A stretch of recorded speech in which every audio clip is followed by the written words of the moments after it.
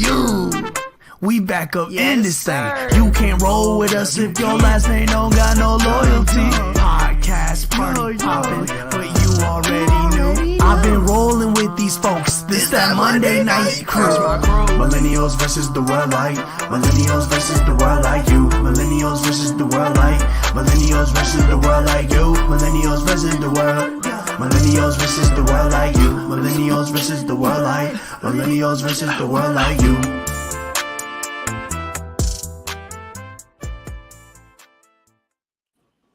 Yes, sir. Welcome back to another segment of the Monday Night Crew. We got the ladies of the show, Asia, Princess, and Brittany. I got my bros, Louis B and DJ J Dub with me, man. The only spot you get authenticity and entertainment at the same time.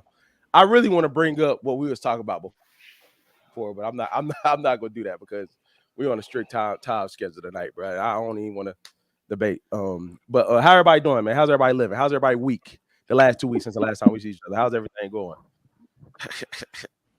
Threw me off, bro. Off my game, man. I'm tired. I'll say it. I'm exhausted.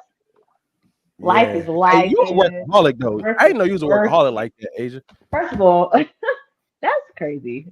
That's crazy to say. I'm not a workaholic necessarily, but I gotta get it how I gotta get it. Like I don't have a two income household. I don't have, but I want to hang out with the people that do. If I want to hang out with y'all, I got to do what I got to do. Hey, that was good. It was. I actually learned this week that I learned to not. I think we were talking about this too when we was talking about like the 50-50 thing. Like I realized that was never the 100% was never my life per se. So I can't really speak on the 50-50 part because I've always been that way. So you are 110% right. You're 110% right though. Princess, Louis, Brittany, how y'all feeling? Good. Can't complain. Good. Monday always smacks me, but we here. It was a good Monday for me. Mondays. You said what? I said it was a good Monday for me. Okay, talk to us. Why was it good? Just because I didn't have no meetings. Uh-oh. You got up on that clock. That free Monday talk. So, yeah, that's all that was. All right. Jay, how you feeling, Brody? I'm feeling good, man. You know, I'm excited, living life. My boy 305. You need to put 30. You need to change that to 305 instead of DJ 336. Dade County. Yo, get the Lewis, what up, man? How you we're feeling, my talking brother? about Dade County. What's up, Brody? How you been? All good, man. Blessed, brother. All right. That's what's up. Hey, man. So we're gonna get right into it tonight, man. So we are gonna actually spend our first half of the show talking about Tyler Perry's Mea Culpa. Did I say that right? I don't know how to yell. Right enough for me. But we're gonna spend our first half on speaking on that and giving our top 5 Tyler Perry movies, man. So I'm gonna start with what was y'all thoughts on the movie overall? What would y'all rate it out of 5 stars? What would y'all give it? And then we can get into the actual plot and everything else. I have not watched. All right. I give it a like 3.5, 4 stars. It was really good, man. Okay. It was really good. And it was a crazy plot twist. But I'm not gonna lie though. I kind of peaked game really early though. I peaked game. Okay, Asia, what you give it before I go? Because I got some stuff to say before I go. I'm the same with Jay. Like I liked it. I actually really enjoyed it. Number one, I hadn't watched the trailer or anything beforehand, so I did not know what I was about to get myself into. Period. Me neither. That was a lot. Like it was one of those like yeah. Okay. Yeah. Wow. But I actually didn't like the way that the plot twist actually happened.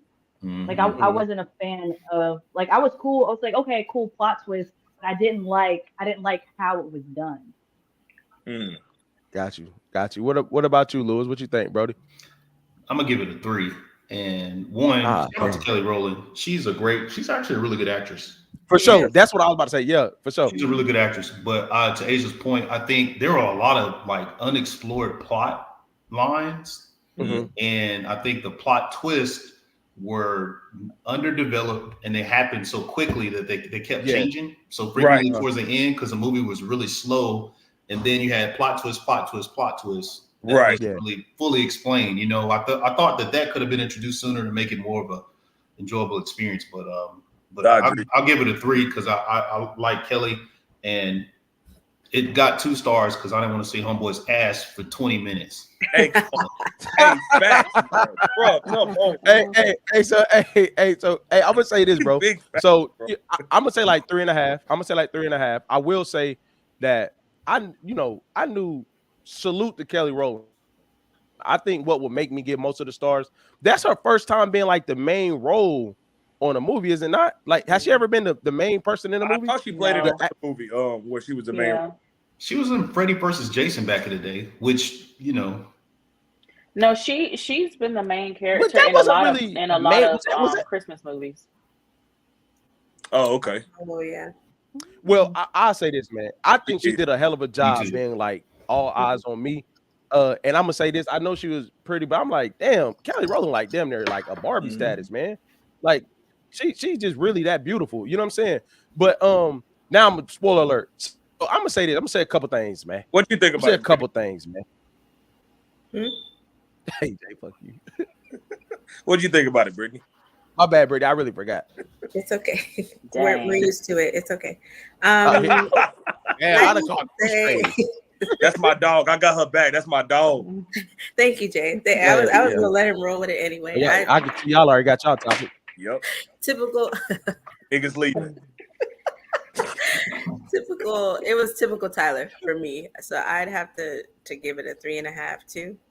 It was just average, and I agree with Asia. The ending threw me off. In all of Tyler Perry's movies, the ending just sucks.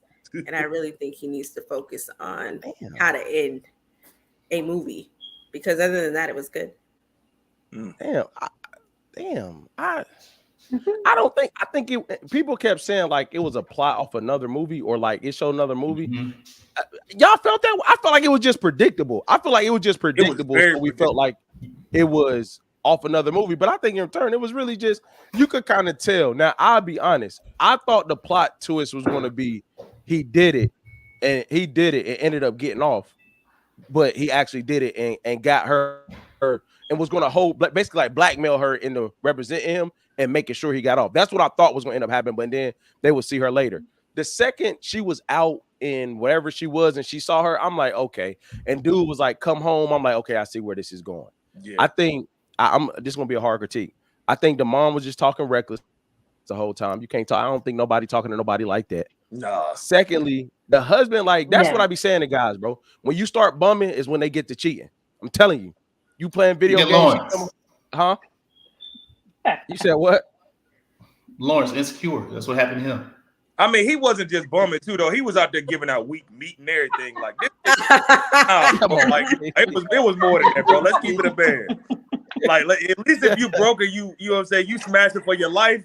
He might be like, you know what? All right, cool. That man was out here just disappointing all over the table. No, AJ, you can be disappointing and working, and you'll be good. No. I'm not saying that. What I'm saying is, I'm not giving anybody a pass to cheat. What I'm saying is, in that instance, you already frustrated because he don't have a job. Then you come home and he's giving you weak meat. He was on the bed like this, as if he gave her the meat of his life, and she was over there looking like, the level of disrespect, bro. No. I think there was bigger problems than that, bro. Nah, bro. Hell no. She was disappointed. She looked disappointed. But you know what? Yeah. To your point, my wife and I watched it. It was 2 movies that we got really, we felt like it was cinematically similar, which is the new Candyman movie with the painting. You know, a lot of that was kind of eerie. It was similar. And then the ending, which was very similar to Get Out. Yes. Oh, okay. Very similar to Get Out. The ending of Get Out. So that was kind of, you know, I felt like Tyler was biting a little bit, you know, he was cheating a little bit, you know. It's my thoughts. Yeah. I just think he got to diversify his writing room, man. I think his writing room just needs a little diversity. That's it. Let me ask a question real quick. Go ahead, brother. For me, I can answer too real quick. When did y'all peep game on like when the plot kind of started to twist for y'all? For me, it was very, very early on in the movie when he was sitting down and he was having that conversation about like you shouldn't represent him because like I'm gonna use him as a poster child. Immediately, I thought, why is he so like adamant about using this guy? So I automatically assumed like, okay, he must have slept with his wife because I'm like, he's trying to take him down for no reason. I got that immediately. But that was probably the one thing I didn't get, bro. What?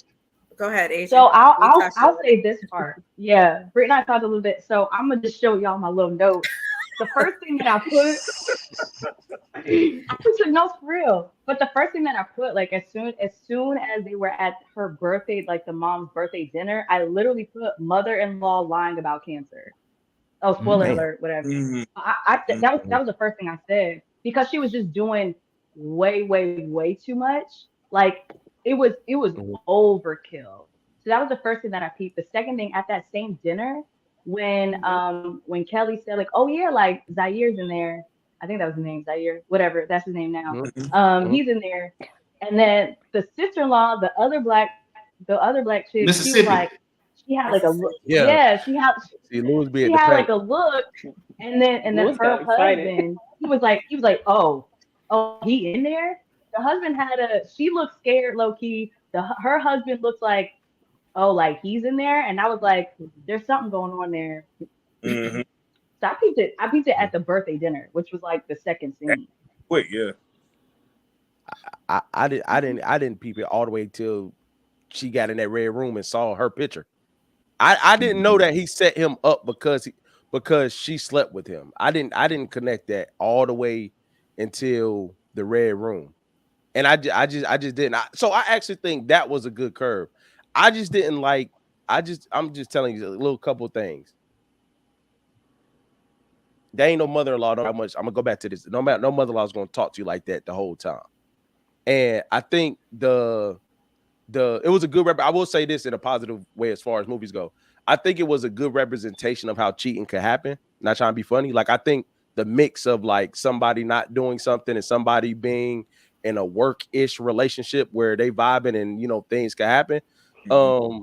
It was just like the small things where like she got the call in the car and it's like she see the picture and she like all of a sudden I'm gonna go back in there. I'm like, come on, man. She just wanted an excuse to do it, so she got it. You know what I mean? Yeah, but no, because I think that first of all, yeah, Keenan, I 100% agree with you. Mother-in-law was disrespectful, right? Yeah. You're not finna bring no childhood friend and then sit her next to my husband and tell me to sit on the other end of the table. That's first and foremost. Wow. So this Jenna character really played a role. What set her over the top was homegirl walked in her house, said hello to her husband, and he's kikiing on a video game with the same girl. Like, I didn't know that. That's automatic for me. Okay, clearly she has something that you want. She had already mentioned like they were in therapy at the beginning because he was holding hands with her at a coffee shop, and she was like, why are you holding hands with a childhood friend, whatever. So for me, it was like you're already disconnecting from your wife, but you're not doing anything to get rid of this so-called friend that you've had. Excuse me. And then you're not checking your mother-in-law on top of that. You're literally pushing me out the door to another male for him to step in. I'm not saying what Kelly did was right, but what I'm saying is that it's easy for her to feel that way, right? Because her husband he was doing all the wrong things. Talk about. So wait, hold on. Wait, hold on. And I also have to add, because I think this is important, on top of what Britt just said, and he was an anesthesiologist, not lost his job because of his irresponsibility, still buying expensive gifts behind his wife's back, who is now the provider of the home, and then having her lie for him to his family while she's taking that disrespect. And then he didn't say anything about it. I think that's a very, very important part that has to be noted on top of that. Because it wasn't just like, oh, he was just like being a bum. Like, no, you also had me lying, and I'm the main provider of this household right now. And you're still doing things that it's irresponsible. I feel like that all of that Britt said, and on top of all that other stuff, that plays a big role. at the same time. Man, hey Kenan, I just heard a question out of that. But do your thing, bro. Do your thing. The thing that I wanted to say, Brittany, when you were, disagreeing with your boy, is if she really wanted to do it with him and the young Caucasian lady, she would have did it in that moment. She went downstairs, got the picture, and then went back upstairs, because then that gave her an out. So that's what I was saying. That gave all those things you guys are saying are true. But when she saw that to me gave her an excuse to then go back in, which I thought was kind of weird, because I'm like, you just gonna hop right in. But anyway, besides the point. And meat ain't dry for nothing like that. I was kind of like, all right. And they never explored the red room at the basement of the apartment. Like it just happened one time. That was it. They didn't bring it up again. I'm like, what? I thought it was gonna be some more of that. I was waiting on it. So y'all didn't think that when she opened the door at the house and that room was red? I was like, oh, they got a room over here. Yeah. I actually did. I thought you were saying that you was waiting to see more of what was happening. I was like, oh, they about to. They would curate the vibe down there, bro. Just some pictures. I was like, Hey, that was Lewis' plot twist right there. He's like, I was like, oh, you got me on that one. But Asia, you said that she was providing for him because he was lying, and did that justify her cheating as a provider? If your partner is not working and you're the main sole provider, and they're not, morally doing things they're supposed to do, does that justify cheating?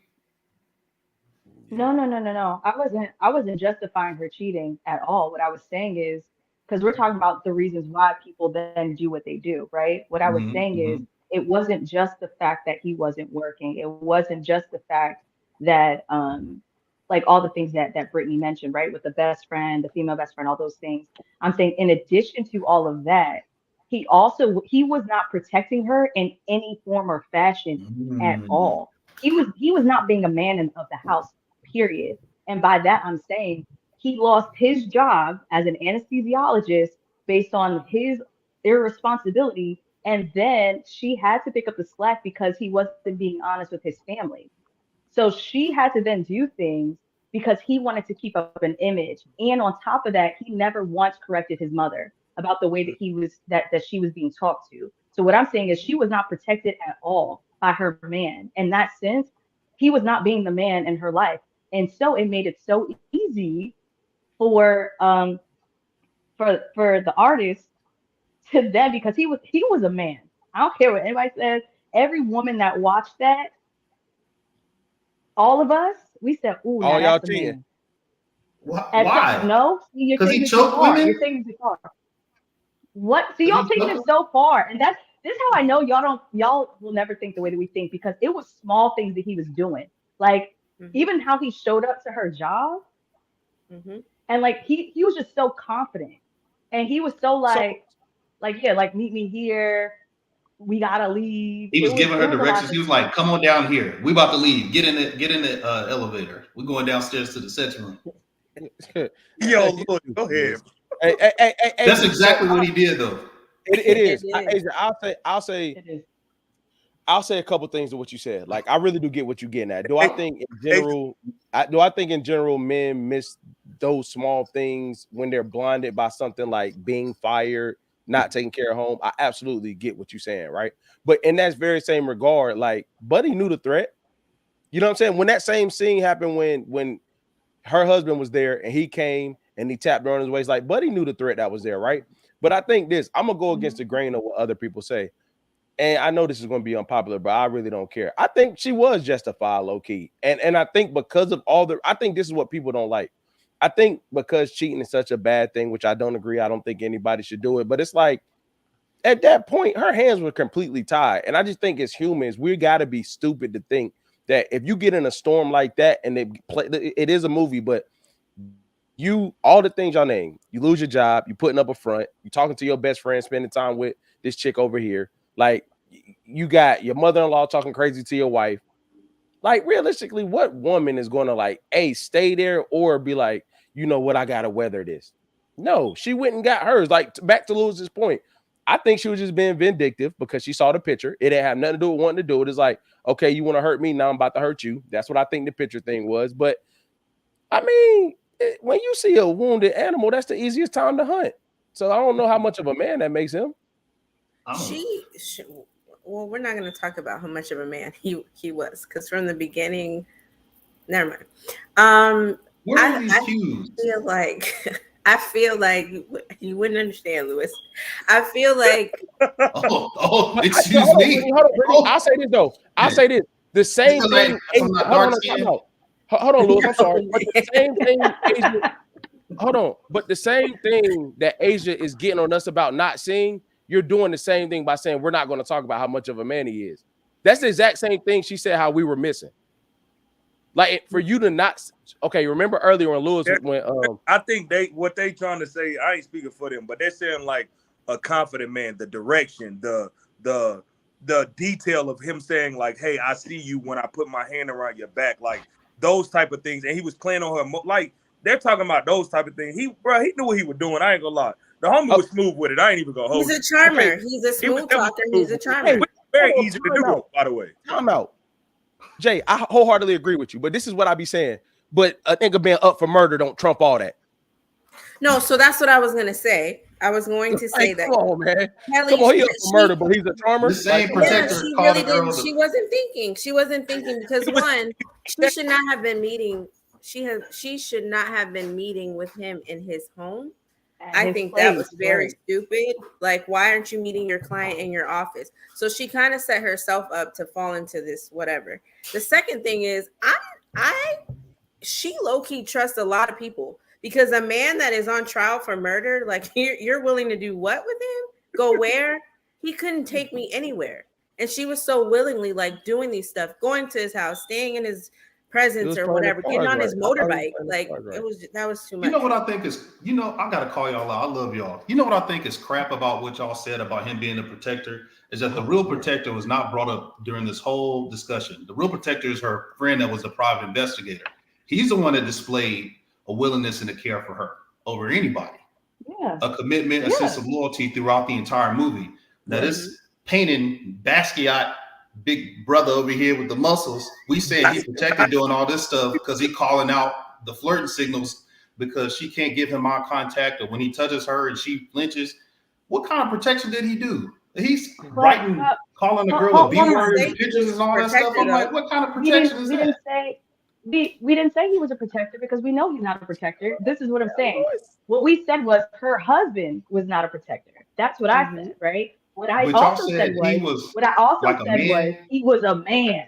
That's what I said. Now, when I say that, Jay had it very right. He was super charming. He knew exactly what he was doing. He was very intentional. So when I say things like, oh, that's a man, I'm not saying in the way of like, that should have been her partner. That's not what I'm saying. He was very sensual, and he was talking to her just the right way. So when I say like, oh, that's a man, that's the same way like when Keenan earlier was like, yeah, Kelly, she's gorgeous. She got it. It's the same thing that I'm saying. I'm not talking about his character of like being a partner, right? In a good way. I'm not saying that. I'm saying like I clenched my pearls. That's what I'm saying. I'm saying like I probably would have painted too. That's what I'm saying. I'm saying I probably would have got the motorcycle as well. That's a great point. What about when he wouldn't let the elevator down? Close your eyes, Aiden. What do you think about when he wouldn't let the elevator down? Now, was that manly too? Asia wild, bro. Asia wild. I love it. Because he watched her. He knew she was watching him, right? And he purposely let her watch him. Yeah. But what I'm going to say is this.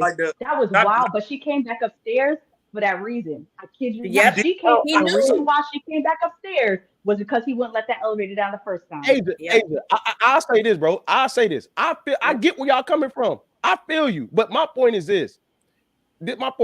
Context of the movie, right? Y'all can feel that way. You can clutch your pearls. You can go paint. You could be the next painting on the ceiling, right? But what you can't tell me is if a Joker's up for murder, he can have that same charm and he gonna get that, and you gonna be on the ceiling. That's why you hear a lot of times like girls fall for the bad guy or whatever. It's that just because he's a charmer and he does all these things. Yes, women are attracted to that, but that doesn't mean that it's good for us. right? Sometimes a lot. I'm being real with you. There's so many times where we're either naive to the situation or we're on the roller coaster, like Princess was saying, ignoring all the red flags, even though they're showing all the stuff. We still hands in the air, murderer or not, because of the charm or because of the manliness. Right? We overlook a lot of things. So we're not saying that they're good or bad. We're just saying that that's what most women are attracted to. Agreed. But I will say, hold on. Go ahead, but I will say shout out to Lewis, because Lewis did bring up, and it's not to say what we said earlier is crap, but to highlight, I thought, and I wrote that somewhere in my notes, but her homeboy, the private investigator, I really thought that he was like a man in both senses, right? Yeah. Because he was really protective for her. He was looking out. Like when he did something that was wrong, he owned up to it. Like she was able to come to him when she had just did what she did, and he didn't judge her. Like he was a real, like, he's husband material for real, right? And he really just showed how much he actually cares about her, and just being able to do all the things. So I think in the movie, what I really liked about it, the last thing I'm gonna say about it, but Tyler did a great job of showing 3 different types of men and how women can be attracted to all sides of the man. Because I think you see like the bummy dude that though person, I mean, on the outside, he has all the things together, right? All those things. That was the anesthesiologist that lost his job, right? And there are people that were attracted to him, i.e., he's female best friend. Then you have the artist dude, right? He's like the mysterious, like kind of dangerous bad boy, but that's doing all the right things in a physical sense and noticing the detail. And then you have the actual, what I would say, Lewis, the man for real, which was the private investigator. I think he was A1, top of the line. Jay, I know you wanted to say something, Brody. Oh, I mean, I agree with what Asia was saying and what Lewis was saying. That was overlooked, that he was the actual like guy in the whole situation. But what I wanted to bring to how we looking at it, because we men, we think logically. Women, they were attracted to that guy, the painter, Zaire's his name, or whatever his name is. Yeah. Because it is exactly what Asia just said. It's the mystery. It's the thrill. It's the things that she wasn't getting. So all women are attracted to that because it's like a fear factor, like, oh, I don't know what's going on next. She walked down, bro, for you to sit here and walk down a damn hallway, walk down some steps, walking, you don't know where you're going. Her heart was pumping, but her drawers was soaked. I'm telling you, because she's thinking, like, crazy, man. What's going on here? It's crazy, man. I need to write that one down. Crazy, he was going down the steps, her heart was going like this, but boy, I'm telling you, she had to drive with the windows down. I'm telling you, y'all are wild tonight. I would say this, bro. I say this, Jay, and I just hate this. So, Princess, let me ask you a question. I know you're quiet because you haven't seen it, but when you go to the carnival, can the carnival be a murder trial? For me, no, but for some people, yes. Okay, respect. I just want to. I know because I get it. I get why you're quiet there, but I did want to ask that. The second thing I say to what Jay is saying, I hate this, and I think this is the thing. Granted, the guy's an actor. He's an actor. He's well known. He really does his thing. I get, a lot of women find him attractive. All that stuff. I get it. It's just funny how like the same standards that everybody got. Let a dude look good or have a certain physique or a certain amount of money. And all the standards we think about go out the door. No matter what people be saying. I just think that's hilarious, yo. It's just what it is. Red flag, murder trial.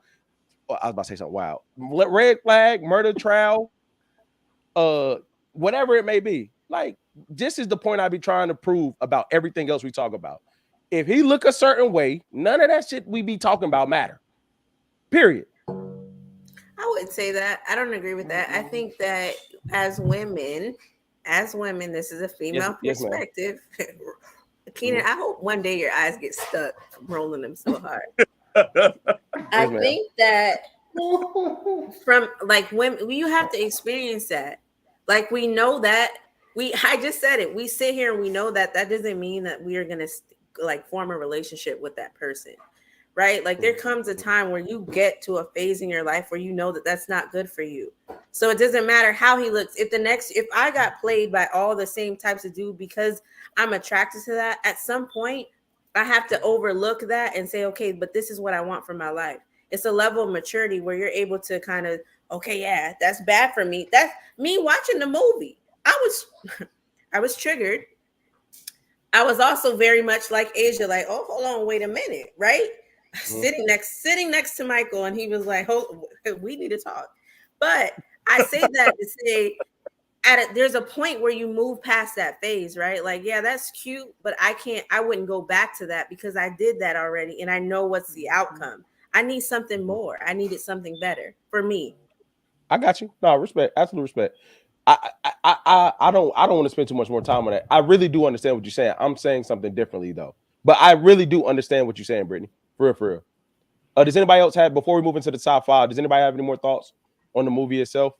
We're gonna do a I'm group. ready for a movie to come out so I can clutch my pearls, Dad. But I'm tired of seeing man ass and everything. Hey, look, you need to support that Red Room action. Yeah, go back to that, Tyler. Yeah. Hey, so that's a different conversation. I'm not going to say, hey, but back to, so now we're going to transition into going to the top. So this was crazy. So what kind of was a twist on reviewing the movie was to make top 5 Tyler Perry movies of all time. Bro, let me tell y'all, when I started looking at all his movies, I was like, damn. Let me ask you, did y'all start from 5 to 1 or 1 to 5? I started 1 to 5. I did 1 to 5. I did. So I guess the easiest way to do this is let's all start with our 5 movies. So I had on my screen, I have me, Lewis, Asia, Princess, Brittany, Jay. So we all can start and share our number 5 to see if we was in agreement. We good? Yeah. So my number 5 was, I feel judged, bro. A Family That Prays. That was my number 5. Oh, this nigga wild. Wait, hold on. That's the one with Bow Wow? No, that's the one. No. That's the Sanaa Lathan. When she got smacked. Oh, yeah. Oh, Sanaa Lathan. Oh, yeah. Okay. Yeah. All right, how about you, Lewis? Number 5? Yeah. My number 5 on Good Deeds. Okay. All right. Johnny said it's number 1. It's not number 1, Johnny. I'm sorry. Asia, what was your number 5? Go ahead, notes. The notes tonight, huh? I know, and I'm looking at my honorable mentions and everything. I Can Do Bad All By Myself was my number 5. Okay. All right. Miss it depends. I put Acrimony as my number 5. What? That movie's horrible. Yeah. I'm not gonna lie. I'm not gonna lie. Are we saying number 5 is like that's not our top, right? No. That's our worst, like bottom. Yeah, that's the one at the bottom. Wow, that's a shocker. Not even on my list. Yeah, they ran out of money at the end on that one. I'm not gonna lie. That was I'm gonna let Brittany go. That was my number. That was like my number 2. Go ahead, Brittany. Go ahead. My number 5 was A Fall from Grace. Okay. Empty cups and fake wigs. That was ass straight. You didn't think the plot to that movie was interesting? Huh? You didn't think the plot to that movie was interesting? It was, but I didn't think it was the top. Yeah. I mean, yeah, I was just asking. I did. I think it was good. Go ahead, Jay. I actually need to revamp that as we talk. Huh? Acrimony. Oh man. Wow. Damn. Yeah, that was definitely my top 5. Bro, I don't even want to go, bro. Like, so my number 4 was Daddy's Little Girls. Okay.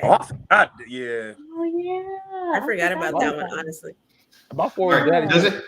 Can it be a movie Tyler Perry is in, or does it have to be his production? But what movie is he in that's not his production? I think Alex. I like Gone Girl. Ross, I don't think that was his production, was it? You said which Gone one? Girl was his, Gone Girl. Oh, he was in that. He was the lawyer, in Gone right? Girl. Listen, I know there was a book converted to a movie, but that's one of my favorites. Gone Girl is my. Okay, I give you that. I was going movies he produced, but I got you. Yeah. Okay, Gone Girl. I got you. What's up, Asia? Oh, my number 4, Family Reunion. Ew, Okay. that's not even on the OG. list. That's an OG. Well, Hey, because, I get up off my girl back. I've been here since the plays, since going to see the actual plays. So for me, it was super I liked it. But No, that was corny. yes, we know that. All right.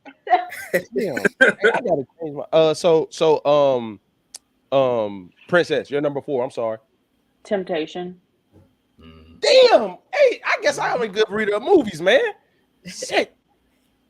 Go ahead, But Brittany. I will say, like, my numbers 1, 2, 3 is kind of like on the same lines as Asia. Like, I've been watching Tyler Perry like from the very start, from the plays. So like my 1 and 2 is like very nostalgic for me. It's not because it's great, but you know, it's just I'll watch it anytime it comes on. Okay, I got you. I'm y'all gonna light me up. Go ahead, Brittany. 4 was Temptation for me too. Okay, Temptation. Shit, boy. I ain't got nervous for this a long time. Go ahead, Jay. Good deeds. Huh? Good deeds. Good deeds. Okay. Coming down.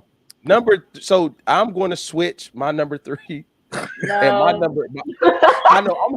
We need your list, bro. We need your list. Yeah. What's the list? My number 3. My number 3 is For Colored Girls. Oh no. I can't watch that movie. I can't watch. That was a one-time watch. Yeah, hold on, time out. I get it, but the actual movie was okay. Okay, I mean, it's all right. It's all good. It's, you know, it wasn't a bad movie. It wasn't a bad movie. It was not a bad movie. I'll give you that, but it's not watchable again. Like that's a very traumatic movie. It is. So I agree. I'm not gonna disagree, and I'm not downplaying the trauma in it. I was just looking at it from a production, actual plot, actual movie standpoint. That's why I put it at my number 3. Because I'm gonna be real. On the other side of that, Brittany, that movie showed a lot of stuff women go through that's not really talked about too. Fact. Like, so that was another thing that I thought was big about that movie. But wasn't that a book? Wasn't that a book or a play before it was before he did it? Yeah. It was. I feel like that's what I'm saying. I think that kept him on track and not messing up the ending. Yeah, because it was already kind of pre-written. I'm being honest with you. Go ahead, my brother. It's on you, Louis. My Temptation was number 3 for me. I felt like it could have been better. But yeah, Temptation was 3. You felt like Temptation could have been better? Yeah. Okay. All right. I had Good Deeds as number 3 for me. Okay. And the one thing I said about Good Deeds, because I heard a couple of times, I love the fact that he was the main actor in that one. I think that was really good. I think it helped. Yeah. Princess, too much Beijing in that movie. I'm telling you, it was OD, man. Yeah. Hey, when that budget was certain way, you gotta do what you gotta do. I'm weak. My number 3 is Daddy's Little Girls. Okay. Then we got one in the top 5 together. That's what's up. Temptation wasn't in your top 5? He hit too high in my top 5, bro. Oh, okay. Yeah, go ahead, Brittany. My number 3 is The Family That Prays. Oh, thank you. That was a good movie. You want to know? Let me say this about that movie. That's the one movie that I love. That the roles were flipped. Right? We often see men hurting, cheating, DV, all that coming from men, but it actually came from a woman. And I felt for her husband, and I was like, "Oh, girl, wait a minute, that's wrong." So that's the one time where I can say the roles were reversed, and I actually enjoyed it. Yeah. I got you. I ain't gonna say nothing. Go ahead, Jay. Your son is a Cartwright. He slapped it, didn't he? Over the counter. Hey, I'm not with that domestic, but some stuff you like. All right, now you got with that one. Yeah, nah. My number 3 was Temptation. Okay, all right. That's Keenan. My number 2. So let me tell y'all this, man. Don't nobody know this about me but my wife. Let me say this, man. I'm real biased because I have a super my cougar life is Taraji P. Henson. So I'm real biased in some of her movies. Got you. Yeah. My number 2 was Temptation though. No, excuse me. My number 2 is I Can Do Battle by Myself. Okay. My number 2, I gotta combine both of them. Is Why Did I Get Married 1 and 2. Oh, okay. Me too. Me too. Yeah, actually, that's my number 2. Yeah. Okay. Princess. I actually forgot to put Why Did I Get Married on my list. Yeah. Here we go. So, Let's go. Yes, here we go. Why you do that, Princess? Because he got married in the title? Oh my God, this dude. Really?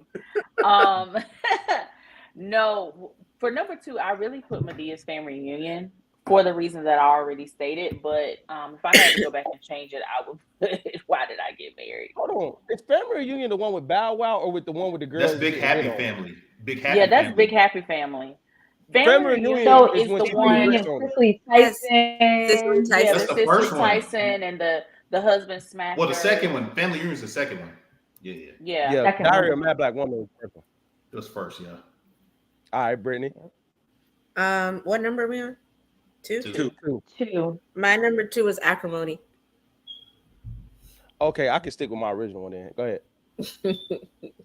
My number 2 was a Diary of a Mad Black Woman. Okay, Jay. Yeah. What? Hold on, Jay. Why you like that one so much? I felt like that. Yo, Why? Hey, man, that wasn't even room for that. There was no room for that, bro. Hey, Louis, you know I'm very comfortable. I ain't tripping on that. All right, Oh, my no, bad. Hey, just to make him embarrassed, he almost said he agreed with how the girls was thinking that homeboy was attractive. That's why I put my head down there. That nigga not I ugly. agree with that. What you do, I agree with all of that y'all was saying. The nigga not ugly, but this shit don't bother me. But the His Diary body muscles was all over him, and I agree. Bro, that's that man world. That shit don't bother me. But Diary of a Mad Black Woman, like first minus Shamar Moore wig, like real. that was crazy work right there by Tyler Perry, man. But no, honestly, just the plot twist in there, man, it was really fucked up how he did, how Charles did, Homegirl, man. But like for her to come back and win at the end and actually get herself together, I really like the storyline in that movie for real, man. Mm-hmm. I really do. So Charles this is savage though. it was so this is not a lie. So my number 1 was Acrimony. However, I put 2 3s and I skipped out. Why did I actually had 6 on accident, and it went A Family That Prays. This from the bottom up. A Family That Prays, Daddy's Little Girls, Why Did I Get Married, For Color Girls, Temptation, Acrimony. So I forgot Why Did I Get Married because I wrote 2 number 3s, but mine was Acrimony though. I was biased, and to me, I'm gonna be honest, Lewis, and I think Brittany said it. I didn't know that was a bad movie until y'all said it today. What did you like so much about it? You want to know what? To me, honestly, at the time, I think it was that, like, this is gonna sound so crazy, but I'm being honest. At the beginning, you hear so much about like pursuing your dreams and the pressure that it applies to the people around you and like the selfish decisions you make.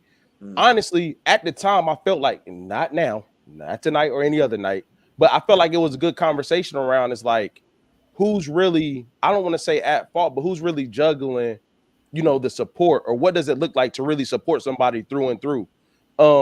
I never really got into like, I'm gonna be real, I didn't realize it was a bad movie. Now, granted, I think it also represents a lot of the relatability to me at the time. Like, I was with my wife in college. You know what I'm saying? Like, so when you saw that progression, to me, I'm like, damn, I ain't gonna end up like them. But at the time, it was just a good movie to me, honestly. And I love Taraji P. Henson, and I'm biased.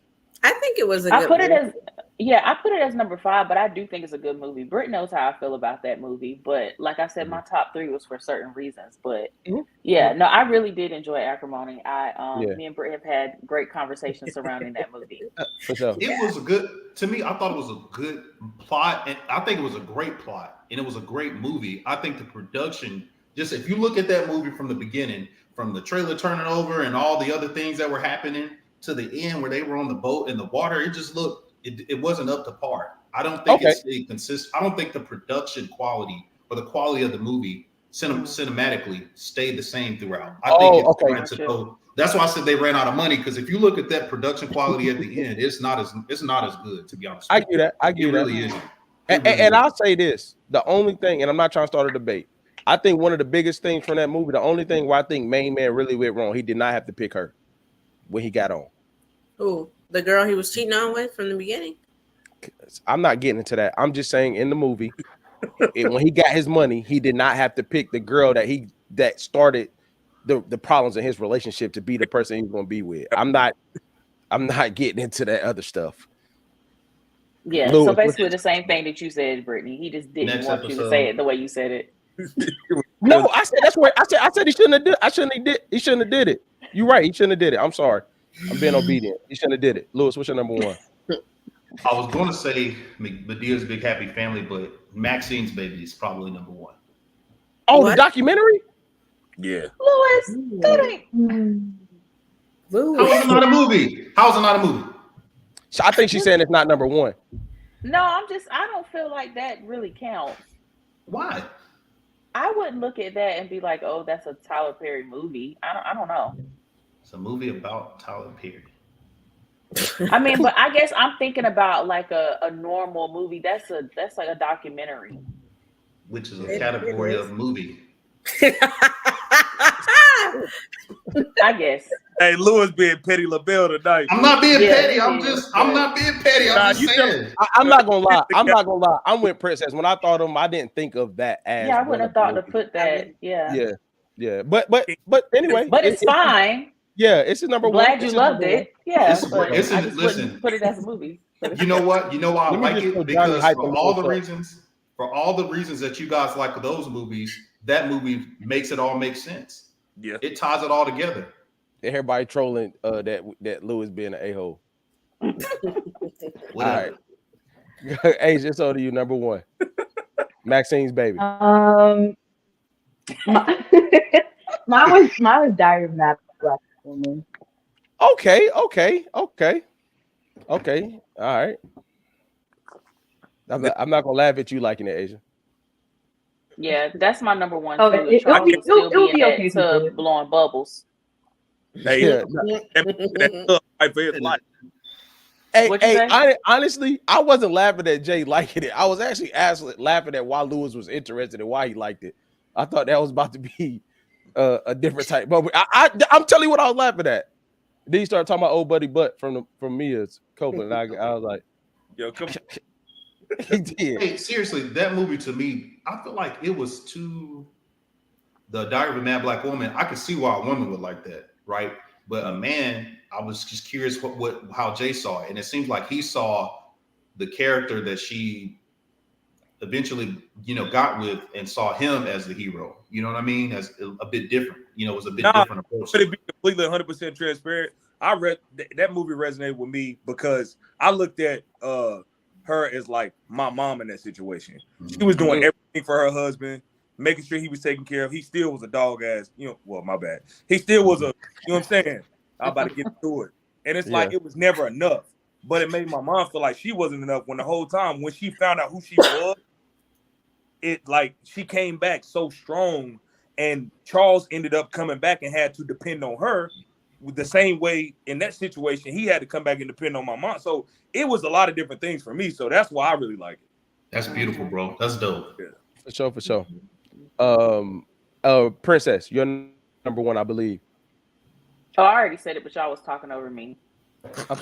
Hey, bro, the spice She level. said Diary of a Mad Black Woman. She said it. I heard her. Thank you, Louis. Did. He trying to make up. He trying to make up because he's been funny earlier. But I'm sorry, Princess. I was talking. It's okay. Louis is my partner. We got to do this tonight, so it's fine. We're good over here. Hey, you heard it tonight, right? That means you getting the text when you get off. Yes. Yes. Hey, Brittany, what's your number one? Brittany, what's your number one? My number one is Why Did I Get Married? The acting was just A1 in that movie. Both of them, or the first one, second one, preference? I like them both, honestly, but the first one was the setup for it all. All of them acted the hell out of their roles, man. They did. That second one though had some real marital pressure in it though. Yeah. That second one was dark. But you know what? That's one of the first movies where the plot twist is at the beginning. And they kind of develop, you kind of see how things end. You know what I mean? So that was interesting. I'm gonna tell you why I relate to the second one so much. When my wife first got her counselor license, boy, the therapist license, boy, and Janet Jackson, I think his name was Gavin. And it was like, hey, man, I am not no hot. Feel me? I could relate to that so much of just you know what I'm saying? Like, so when I say that, I mean, like, I think the issues in the first one, like, I get it. But like the second one's had those true, like, okay, real trying, like, what we gonna do type joints. You know what I'm saying? But salute. Jay. Well, my number one documentary is I really don't know what they Nah, on tonight, it's bro. about I get married 1 and 2 for sure. Like Yeah. I did.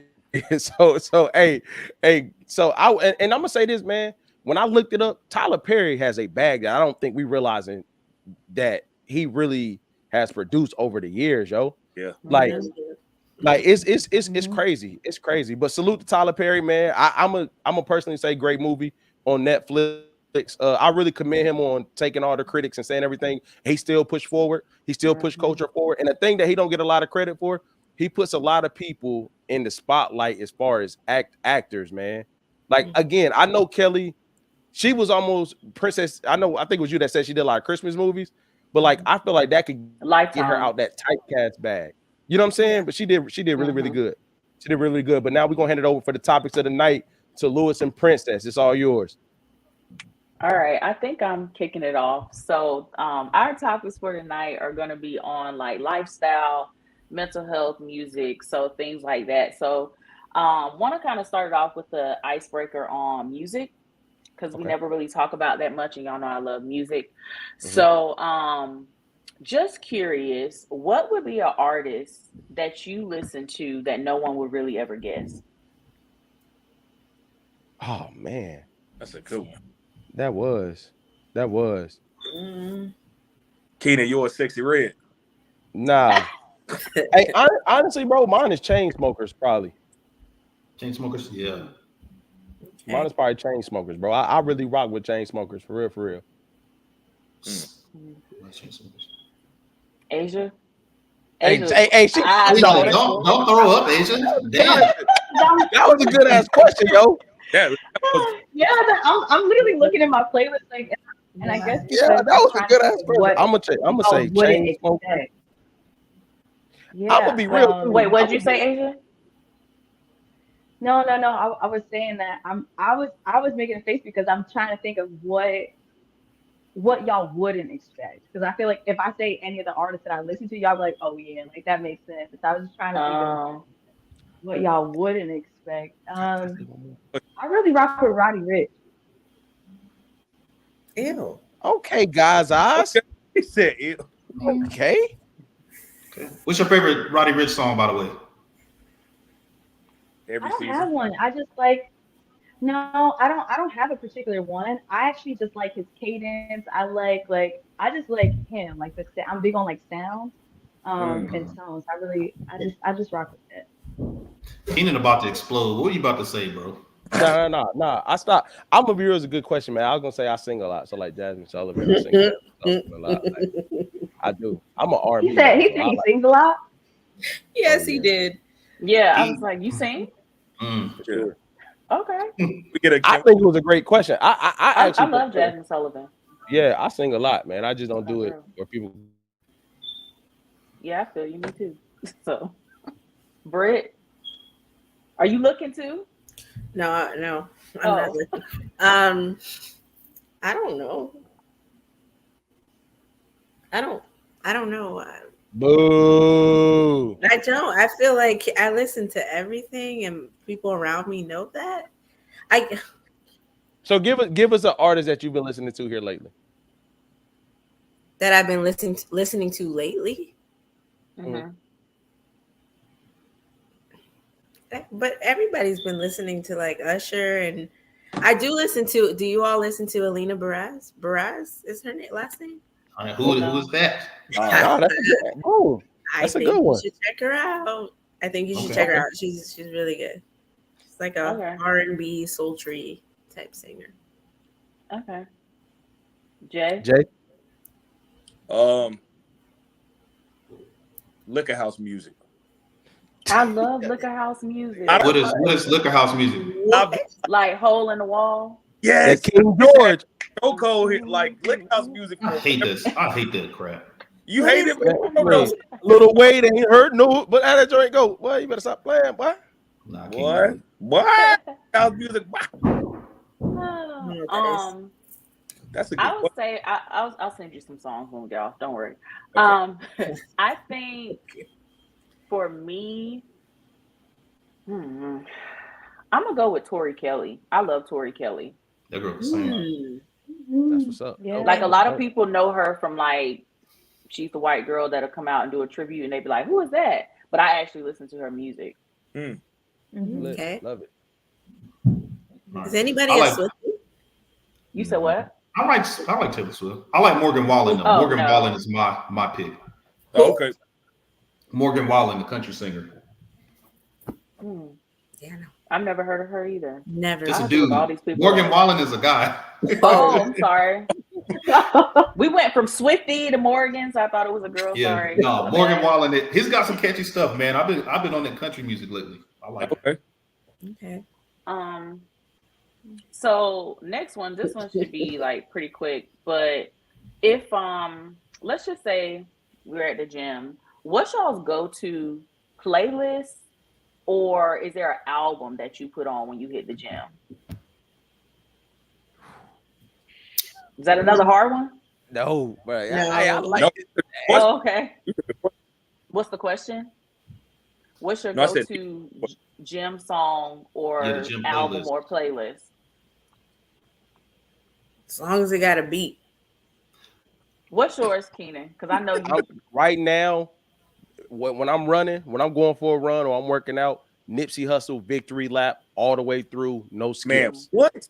Man, All the way what? through, no skips at all. When I tell you, bro, like if you really need to get some energy through your body on that joint, bro, it's not like I'm gonna have to That's- listen to that while I work out. Yes, Yeah. good. oh my, hey, boy, don't get me started. Nipsey Hussle Yeah. victory lap all the way through. Yeah, That's You know what what I and for listen me, to? it's Cardi B Invasion of Privacy, start to finish. Touche. That's a She good need to album. come out with another album, Princess. She really do, bro. She does, but she been keeping it with the features. But yeah, that first album was like a movie Masterpiece. start to finish. Yes, That's a like I masterpiece. listen to that start to finish when I work out. I listen to Afro beats when I work out. Oh, do you? And That's always a yeah, vibe. and that DeVito, that Unavailable, I love that shit. Yo. Hey. I be rewinding it back. I want you to hit on the Lord. Hey, I be doing that shit in the gym, boy. Hey, get him, Lou. Get him, Lou. I be killing that shit, bro. oh, hey, what? I love that joint, boy. All right, Britt, Asia, Oh Jay, y'all my got one, God. or we gonna switch topics? Go ahead. Asia. Oh, I was gonna say, No. probably anything, Jeezy Asia. or Meek Mill. It's Mhm. like my sure. Especially Meek. I don't know. Meek, I'm a boss. I don't know why that takes me to another level whenever that come on, but it's like I could. Oh man, I can go in. So that's one of my favorite songs. Mhm. Nice. I might be the oddball out on this one. I don't listen to music when I'm in the gym. I know that sounds crazy, but I'll tell you what I do. So there's a place of like just motivational speakers, and they do have like that hype up music behind them, but I personally don't listen to music when I'm in the gym. I listen to that instead for different reasons. Wow, That's different. That's Yeah. different. I like that though. I wouldn't say I like it. I think I have to try it first. I like it for her, Britt. No, I'm Brittany's not. No, man, I'm not saying that. What I'm trying to say is I'd have to try it first, because like people, I can't imagine myself pushing through somebody talking to me. Come on, you got this. Like, nah, actually, I don't. So I need to hear something like upbeat to get me through. But that's good, Asia. I want to try. I gotta try That's it. lit. Out. See. That's lit. All right, Is that Luis, it? you got the first question? Let's roll. All right. So, what drives your lifestyle? What do you feel like drives you to have the lifestyle that you currently have? What drives it? Yeah, I'm gonna get judged. We really got us thinking tonight, yo. Can Keenan I'm go first? trying not to 'Cause go. he Hey, said, Princess, he I'm gonna be said, real. I'm not. I don't want to be judged on what I'm gonna say. And B, I feel like I went first the first two times, so I don't want to go first again. are you gonna change your answer? Mm-mm. Okay. Anybody else want to go first then? I see you, Asia. Yeah. Women's got me over here doing dance. And now it's stuck in my head. I'll go. I think what drives me. Wow, wait, hold on.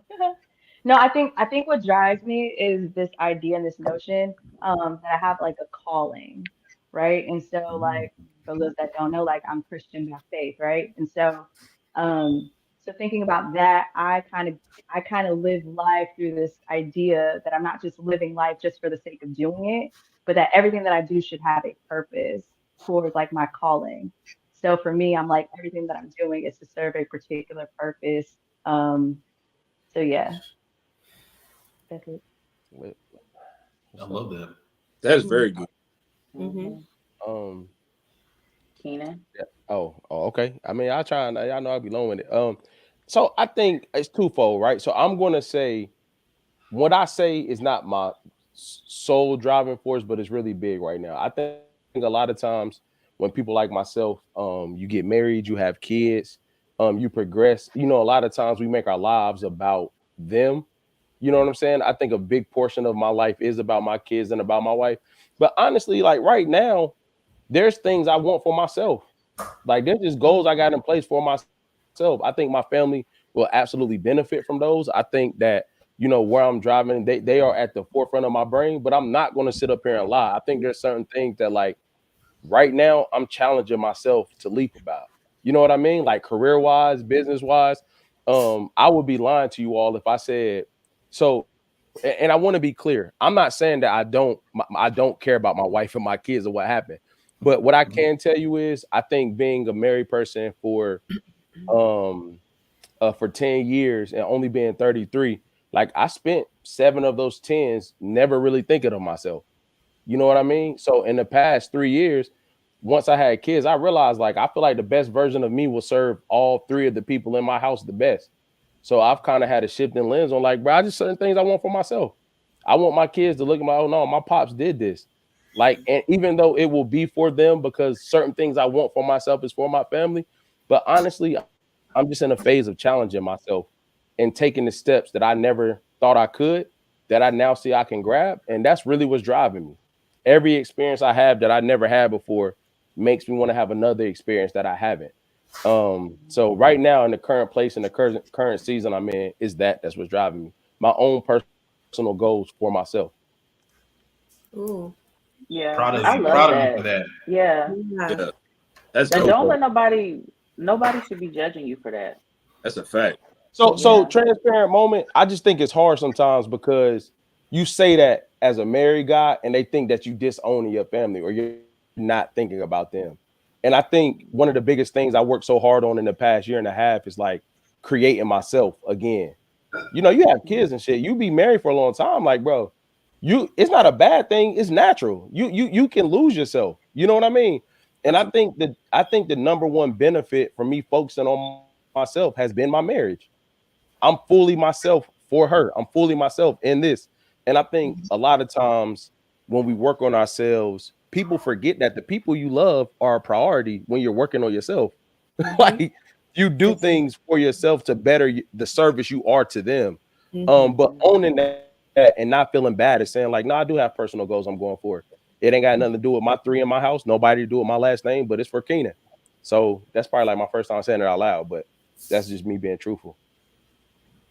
Thank you for I just sharing wanna, that. can I say Yeah. something to that real quick? I just want to say thank you for saying that because I feel like, at least for me, like as a woman hearing that, I feel like a lot of times we hear like the mom say that, right? Just a lot around like I'm only focusing on me and the kids. I'm focusing on the household, and I know I don't always think about like the man thinking the same things, right? And kind of like the weight that you also hold.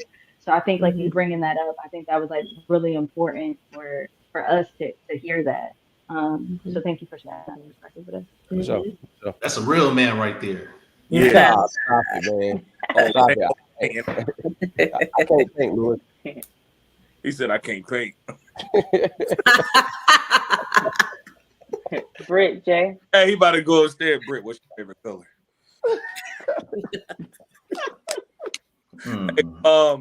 For me, honestly, what drives me now is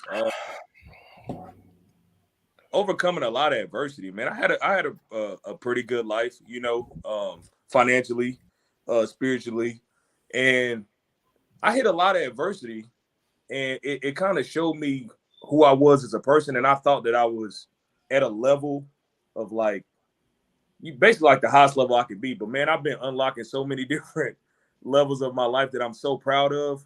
And I never ever would have stepped out on that faith if I wasn't humble. You know what I mean? And had those moments to make you be like, you know what? Like, nah, we need to regroup and, you know, figure out some different things. Like, I feel like I'm a great father, all those things, but it's like, it's another level of me being another dad that I'm getting to now. And I'm just so excited about that. And what drives me is I'm like, man, I'm just so excited to see who I become, you know, honestly. Salute. That's dope, Jay. Mm-hmm. Yeah. Y'all waiting for me? Yeah, we are. Yeah. You just the first two. I'd have to say the BBL I just paid for. Just kidding. Hey, go ahead, man. Hey, go ahead, bro. I'm A lot of it would definitely have to be my values. I'll tap into something that everybody has said, and because all of them kind of filter into what my values are and what I prioritize. Definitely family, definitely God, my religion, right? I think to Keenan and I and you, Jay, kind of overcoming adversity and just personal goals. That's something I've always struggled with. Shout out to Keenan and Asia for setting boundaries in my life this past week, because I never knew how to say no. Like, I'm always the one to say yes, and both of them told me like, no, you're not doing that. This is what you're gonna do, and I respect them for that. But that's been my struggle. So that's also my driving force in terms of where I am in life and kind of putting that as a priority on my values list. Dope. Nice. Okay. You want to go, Lewis? You want me to go? I'll go last. Okay. So for me, I think it's a lot of what you guys already said, like spirituality, my family for sure. I'm all about continuing to push myself and growth. And I think what drives my lifestyle is a lot of like where I come from, how I was raised, things that I didn't have. So I've always known, like, when I grow up, like, this is the life that I aspire to live. And so for me, the journey for me is whatever journey I needed to take to get myself there, to be able to provide a better life for my family and for myself, and to be able to finally get all those things that I didn't have when I was coming up. So that's kind of my driving force. Beautiful. Salute. I would say for me, it changed because I used to think it was my family and this picture that I painted, kind of like what you were saying, Princess, like this picture I painted for myself when I got to a certain point. And, you know, shout out to God, man, because he gave me exactly what I thought, what I was thinking. Like, my 2 kids, my wife, the home, the job. But then when I got it, I still felt empty. Right. But yet I still had ambition. I still have ambition to do more. And me and my boy over here, obviously this side, we've been talking. And when we were talking last week, you know, and this is going to tie into your point, Asia, I realized that what's driving me is my assignment, because that's what you're speaking of, right? Your assignment. And I realized that, you know, I'm in these positions, not just for myself. I have this ambition to do great things. I have this burning desire to aspire to do more and be in a higher levels of influence and in certain areas in the corporate space and in the personal space, because it's a part of my assignment. So I would say fulfilling my assignment is what's really driving my lifestyle. Fulfilling the assignment. Wow. Salute. I gotta y'all ask that. First of all, salute y'all on that question. That's a great question. Let me ask, do y'all ever feel like, because we're all around the same age, do y'all ever feel societal or family pressure to have it all figured out right now? Like to have your assignment that you said, Lewis, or to have your purpose or to have your goals now at our age? Do y'all feel that type of pressure? Like wherever it comes from, do y'all feel a level of pressure from somewhere at our age? Nah. That's going into the next question, Keenan. Oh, my fault. Oh. My bad. Yeah. So I mean, it's kind of sort of the same question, but going back to all of us being around the same age, you know, me and Asia turned 30 last year. So now that we are all out of our 20s, how was that transition out of the 20 somethings for y'all? And where you are in life right now, did you feel like you will be further along than where you are currently? Damn. Trash. It was trash. I'm gonna wait. Damn. Well, you go first, Britt, because you've been skipping out on some of the questions. So go ahead. All jokes aside, 30, when I transitioned to my 30s, it was an eye opener for me. Was I where I expected to be? I don't know if I said that right. The answer is no. I had my daughter at 26. I had her at 26. So for me, that threw my life way upside down, right? Felt like, yes, I was old enough, but I also was not married at the time. So like just dealing with the back and forth of trying to, is this going to work? Is this not going to work? That's when I first moved out of my parents' home. I stayed home for a long time. So all of it was new to me. Like I'm living on my own, you know, I had a career change. That's when I got promoted. More money started coming. I was able to buy the car that I wanted. So good and bad, but was it where I wanted to be? No. Now, when I started creeping towards like 31, 32, okay, 33, solid, that's when I got my family and got married and got situated and life was more leveled out. Let me tell you, my husband is a godsend. Having a partner in your life that you're compatible with, it really changes the dynamic of your lifestyle. And I'm forever grateful for him because we were able to build together and I didn't feel alone and empty anymore. He even took on my daughter like it was his own. So it was an easier transition. And I can say now, moving towards my mid-30s, I do feel like I'm getting to that place where like, this is solid. This is what I want to do and where I want to be. That was good. That was Bro, I don't like that, bro. I don't know how deep I should get, bro. I'm for real. Like, I went second last time. You got 2 minutes. You got 2 minutes. Hey, Lil, I'm gonna be real, bro. I think even with that conversation we had, I can't remember if it was last week or the week before, but I think it's been. Let me not go second, bro. I do talk a lot. Let somebody else go. I promise you, I'm not gonna change my answer. I'm gonna say what I'm gonna say. I just want to allow other people to talk, though. I have an interesting perspective on this question. I'll just hop in. Okay. Coming out of my 20s to my 30s, I had to realize how young I was because in my 20s, don't shake your head too hard, Keenan. In my 20s, I lived like I was a 40-year-old man. What? I know that sounds crazy. I didn't go out. I didn't drink. I didn't do any of that. Like, you know what I mean? It was work, grind, figure it out. And when I got to early 30s, all those things that I've been wanting to have started coming to me a lot sooner. So that's where the emptiness came from because I thought it would take me 20 years to get there. And it took 10. Yeah. So I'm like, okay, now what do I do now? I got the rest of my life. I'm only 30 years. Like people like, yeah, you only 30 some years. Go do this, go do that. And I'm like, I am, you know, and it's weird. I had to unlearn. And I feel like when you, especially like in a small town or maybe just in the generation we were in, when somebody was 50, boy, it was a different 50 what it looks like now. You know what I mean? Yeah. Our uncles and aunts at 40s, they look totally different than kind of how the 40 looks now. So it was a new perspective that I got being married early, having both of my kids. Like I realize now, like, damn, I had both my kids, was married by the time I was 26. Yep. Wow. Salute. You know what I mean? Like you're doing a hell of a job though, bro. You know, but I'm just saying, like, just that perspective. And I was so hard on myself about why I couldn't give them the life initially that I wanted them to have. I was so hard on the mistakes I made as a parent, not realizing I was still maturing and learning and understanding life. You know what I mean? And I probably wasn't ready for some of the things that I was hoping or I wanted to have. I wasn't prepared.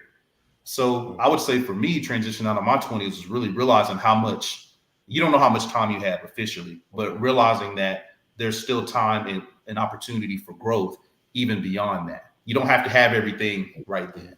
Right. It's time will allow you to grow and accumulate. It's okay to accumulate, so to speak. I wanted everything then. So for sure. Yeah. Louis, do you feel like you didn't have a desire to do those things in your 20s? It's a twofold question. So do you feel like you didn't have the desire to do those things?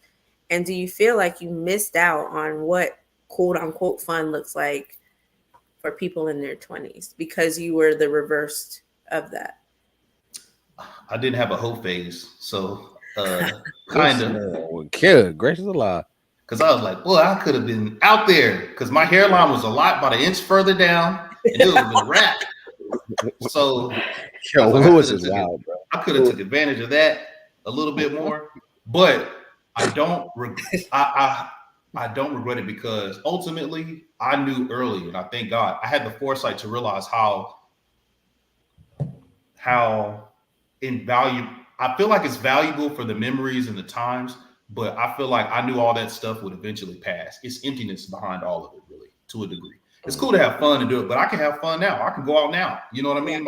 I don't have to. It doesn't have to be that in order to have lived life. And I know the true purpose behind what it is that I want out of life is to have what I had in my 20s, to be able to be with my children and my wife. You know what I mean? To build that foundation. And I told my wife, when we 40, I'm 34, man. Like we will be empty nesters at 42. Mm-hmm. Let's go we can have fun in our mid 40s. Let's roll. We can, we can be out. We can. Mm-hmm. Yeah. So I take it as a blessing. And I had some friends who played a lot during their 20s, and now they're trying to find what I have now, so to speak. And it's challenging and it's a different ball game. Mm-hmm. So, it's pros and cons to them both. But I don't feel like I missed out on anything that wasn't worth missing. To answer your question. So, salute, Louis. That was good. I think for me, I definitely had that pressure at a young age. I don't know why I felt like, boy, by 30, you had to have everything together. You had to have the nicest house. Like you had to be, living in this type of area and doing this and this type of lifestyle. And then when I got to my 30s, because again, Louis, I'm like you, you know that. I had my kids young too. I had 2 kids very young. So I still was able to actually still live life, throughout that moment. But what I realized and what I would never take back is that those struggle moments of like when I was 25 and didn't have the money like that, you know what I'm saying? But only thing I really could offer my kids was decent money, but more of my time. And now that I'm in a better financial space now, they get to reap the benefits of that. And I'm only 32. You get what I'm saying? So it's like, I felt like, oh man, if I don't have all this done by 30, they're not going to experience this. So like people, I had a guy tell me this because I take my kids out for some people that don't know. We go to nice restaurants, hotels, stuff like that. And he was like, man, why you be taking them to places like that? And not only did I not get to experience all those things when I was younger, but I want my kids to be in those places to see that there's more to life than what's right in front of you. So, I mean, that's, that's my push too. So. So salute, Jay. So I think mine is a lot like Louis, but in a different regard of my 20s, I had to make a lot of investment decisions, not literally with money, but like I think in my 20s, like I was with my wife at 19.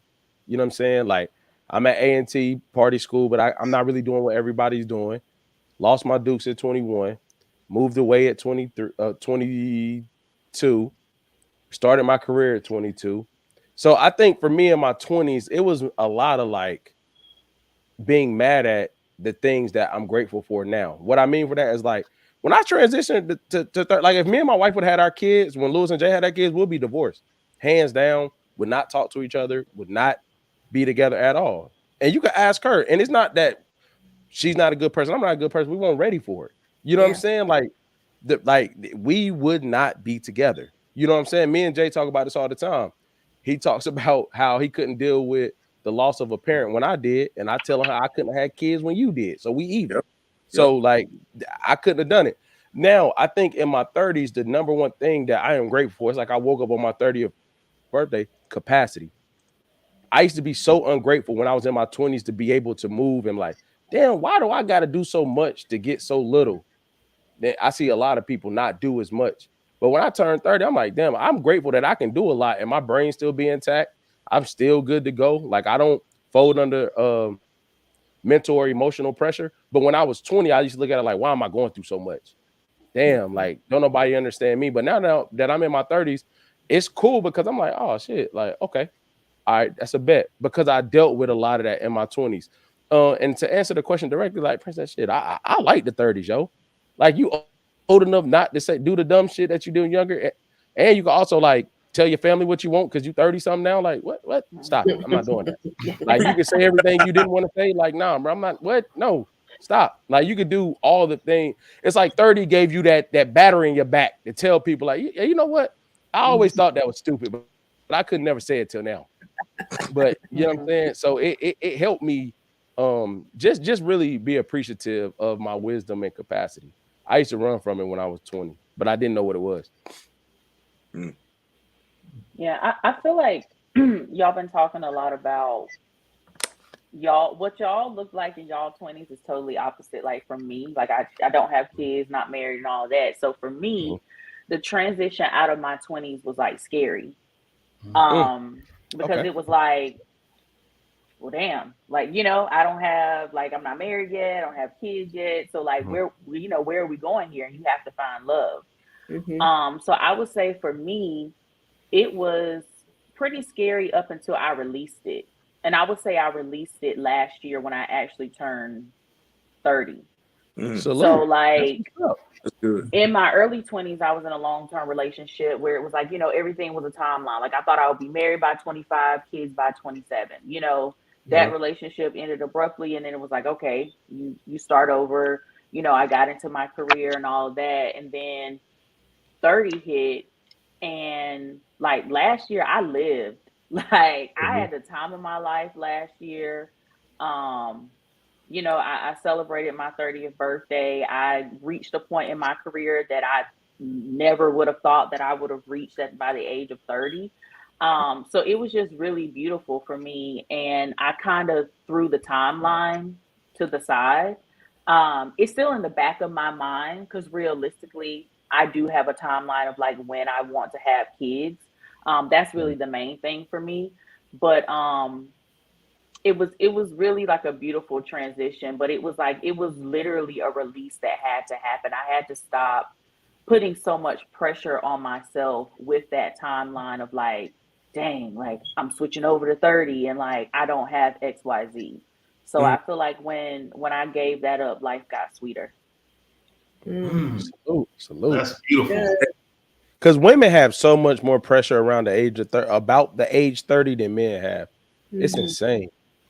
Yeah. Well, to for the black woman, I'm sorry, age. I know you're gonna go to the black woman. Having kids by a certain age is beneficial health wise, right? Because they become more at risk over. Isn't it over 30 or what was the age? It's 35. 35. 35. So I mean, there literally is a clock ticking, you know, for them. So it was 30 when Lewis, it was 30 when you had kids. Oh, maybe. It is, but then there's also like this new generation of women who don't mind having kids later. You know, like things have really changed as far as like having kids in your 40s after you reached all your career goals and after you lived your life, and then people are ready to be a mother. That just doesn't happen to be my goal. Like I very much so like in a perfect world, Lewis, I would be in my mid 40s doing whatever with my husband as well, you know, like, and just my kids are gone. So I've never aspired to be like an older mom. So that's really been like a hang up for me. I still don't think that's an older mom. Hey, can I? And I want to say this though. What's the difference, Prince? And this is me just asking. This is not you specific, but I want your opinion on this.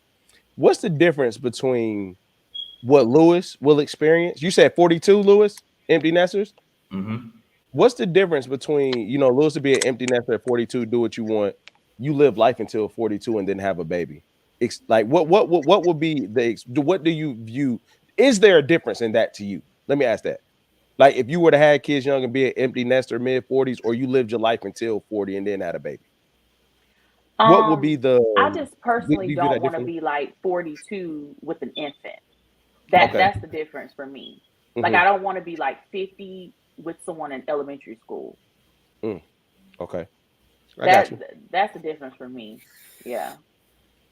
Well, my brain works so odd, but I could have. I don't want to be my like a kid at senior citizen 37. at graduation. I would be one. Yeah, I ain't but gonna lie. your patience level changes too, I think, and your for everybody that's not like well kept in their health. I feel like the older we get, we got to start going to the doctor a lot more because we don't. Mhm. Versus in our 20s, we were more.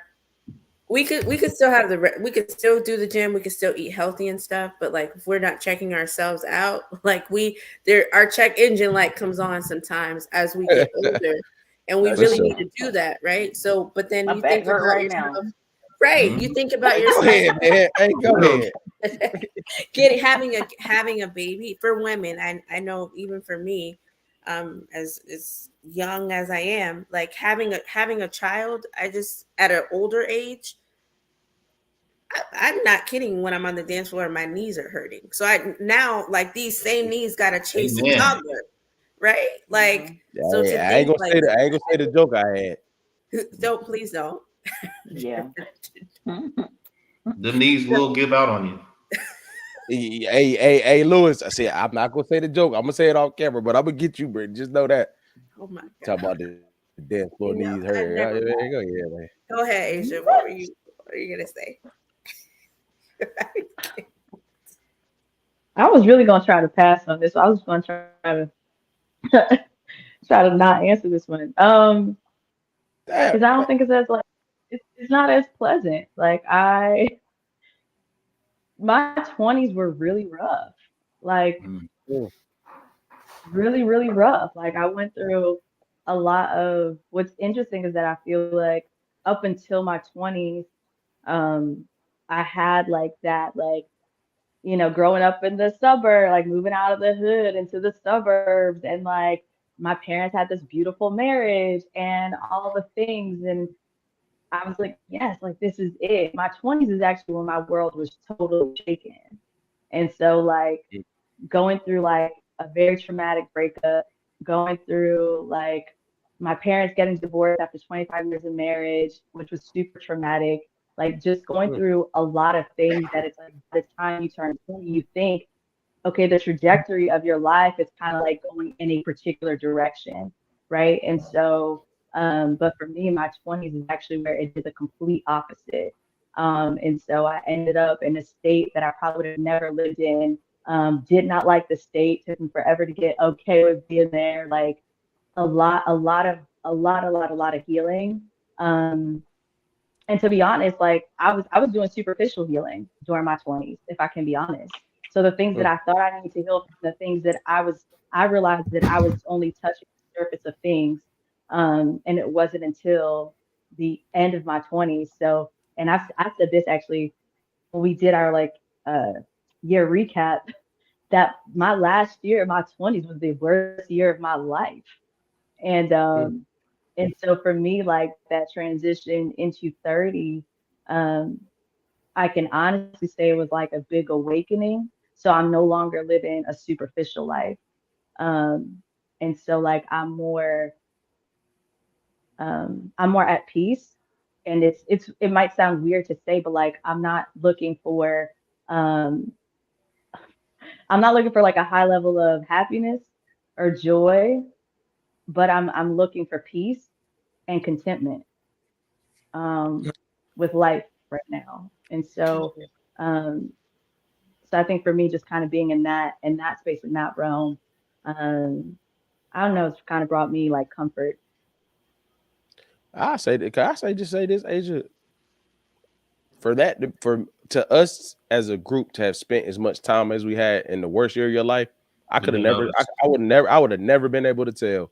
Right.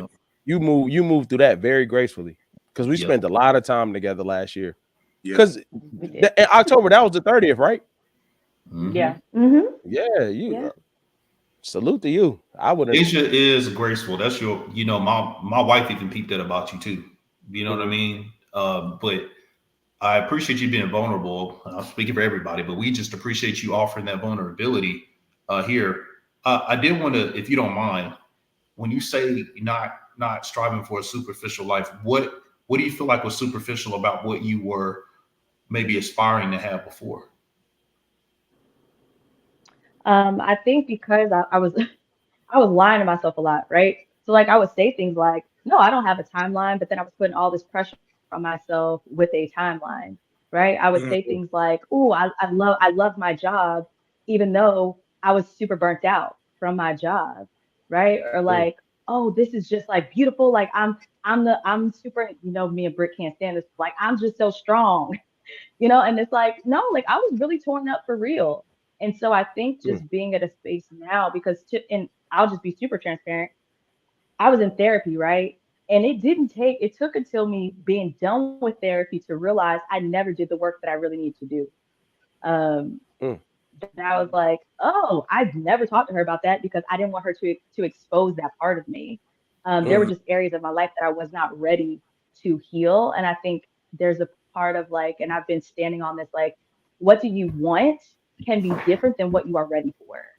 And so I think I was living my life with the what do I want, not what am I ready for. And I think now I'm at the space of like, no, I want to be ready for the things that I want. And so knowing that means I have to be honest with myself about where I am, and the work that I really need to do, and kind of move in that direction. Salute to you, Age. I appreciate that level. That's salute. You know what's so crazy? I know, bro. I know we usually don't get like this, and I gotta remember that we live. But you know what's so crazy? I realize, like, as a strong person amongst 5 other strong people, it's just so crazy how being a strong person amongst other strong ones, you realize you really don't share the moments like you think you do. You really don't say the things that you think you're saying. You really don't communicate. And I'm not talking about you specifically, Age. I'm just talking about myself listening to it. Yeah. And I remember having I'll be talking to my friends, like they're not up here. I'll be talking to my friends, and I say to myself a lot, I'll be like, bro, I understand what you're going through. And I can tell that they look at me like, nigga, whatever. And I realized when I was going through it, I never shared, so they don't know I went through it. So like, it's just like being amongst a lot of strong people. I'm like, damn, we as a community, as a friend group, as family, we talk about it. I'm like, damn, I guess I just don't share as much as I think I did. And me thinking about what made me reflect on it was like the things that I've probably been through. I'm not gonna say it's to the level of how you felt about your year, Asia, respectfully. But like, I can't say I shared it to the level in which at the time I thought I was. You know what I mean? I was just saying that. I'm sorry. That's true. Thank you. All right. Hey, how much time we got left, bro? Hey man, I'm rolling, man. I like this. I mean, it's up to y'all. I'm enjoying this. Princess, you want me to get this one? Yeah, that's cool. All right. Thank you, boss. Let's talk about this thing called moolah. Oh yeah. Okay. All right. When it comes to this money thing, how did you figure it out? Okay, Birdman. That's the dirt. All right. How did you figure it out? Did someone teach you? Was it trial and error? How did you figure out about, was it your partner? How did you figure this money management thing out? That's a great question. I didn't. No, I'm about to. That's an answer. I'm still. That is an answer. Yeah, I'm still figuring. But so hold on, wait. Hold on, yeah. sorry. Time out. Hold up, Brittany. You're a homeowner, right? Yeah. Okay, No. I don't know. No. I'm not a homeowner. Why? Who you pointing to? No, nobody. You pointing to your husband? No, Lewis, I was not. Okay, all right. The floor is anyone's, by the way. Y'all cut Jay off. Go ahead, Jay. Yeah, I'm still learning different things now, but I'm glad that I have, like I said, humble myself to a certain extent to utilize the people that are around me with that have good financial literacy and actually implementing the things that they're teaching me. It has really been very, very helpful.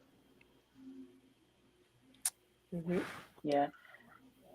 How beneficial do you feel it is to actually talk to people about money? Because, like in our community, like we don't talk about money the way that we really should. Mm-hmm. So do y'all have like circles where you actually discuss like stuff with finances, like how much money you actually make? Like, do you have like a safe space to discuss those things, spending habits, ways that other people save, investments? Oh, hey, may I? Yeah.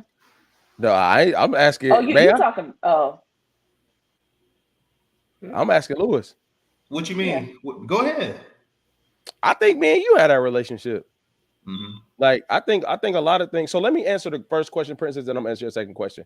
So I was taught to get it, never taught to manage it, never taught how to use it, never taught to do that. I will be transparent and say this. I never expected to be doing what I'm doing now. I would be lying. Like I just didn't. Like I think I spent so much time with my head down that when I looked up, I was like, hold on. You know what I'm saying? Like not in a, how can I say this? That's gonna sound trying to be. They'll be trying to be humble over there. Yeah, I mean. Okay. like so this goes. Y'all gotta forget. I'm just putting it in context. So, like for instance, this literally happened last week. Like, so I got small bills on automatic, right? And recently, my car, I paid my car off. And the wife, got a new car or whatever. I had to get a text, like, it was like I had to get a text like, oh, don't forget the car note. And when you usually get them, it's like, damn, oh my God. And this one, I was just mad, like, damn, let me put it on automatic so that don't happen no more. I've never been like that for me because it's not a sense of like managing. I spent so much time manifesting. I want to do this, I want to do that. And now I'm to a place where I do call my friends that I know, like, hey, bro, what should I do? Because I don't know. Like, and if I could be really real, like, when it was time for me to look at rates and to look at rates and refi my house, I phoned a friend, a very specific one that was man. Yeah, bro. Oh, Lewis walked me through financing my house, straight up, like on the call. Nah, do this. Hey, bro, can you straight up through and through? And when I tell you, it was like I never questioned nothing he said to me. I wasn't like, hold up, but nah, he told me I did it and it worked. So I think another part of it is I think the unique thing that I got to stop running away from in some of my friendships, we ain't have nothing together. So when we talk about stuff like that, now that we doing better, it's ego. I'm not gonna lie, we throw a little stuff around, but it still ain't no ill intent behind it. Like we can say, don't forget about the car. He'll do the car. Remember that the gap insurance? Remember that time I told you about that? You got that check? Yeah, man. But you ain't tell me that. Hold on, time out. I'm gonna tell you what he didn't tell me. I'm gonna tell you what he didn't tell me. He did help me with gap insurance, but he ain't tell me that the gap insurance is loan specific, not car specific. Man, let me tell you. It's loan specific. Yeah, it's loan specific. Oh, so I know when you pay that off, when you refinance that loan, that's when you go back and get the check. Hey, if you would have gave me that 6 years ago, we would have been good to go. But the point I'm making, Princess, to answer your question, I was taught to get it. Now I do have safe places to talk about it. However, I think I am mindful of making sure the space. I never question the safety, but I do believe in timing, if that makes sense, because you want to be mindful of other people. But I was taught to get it, not to manage it, invest, none of that. But I do have that safe space.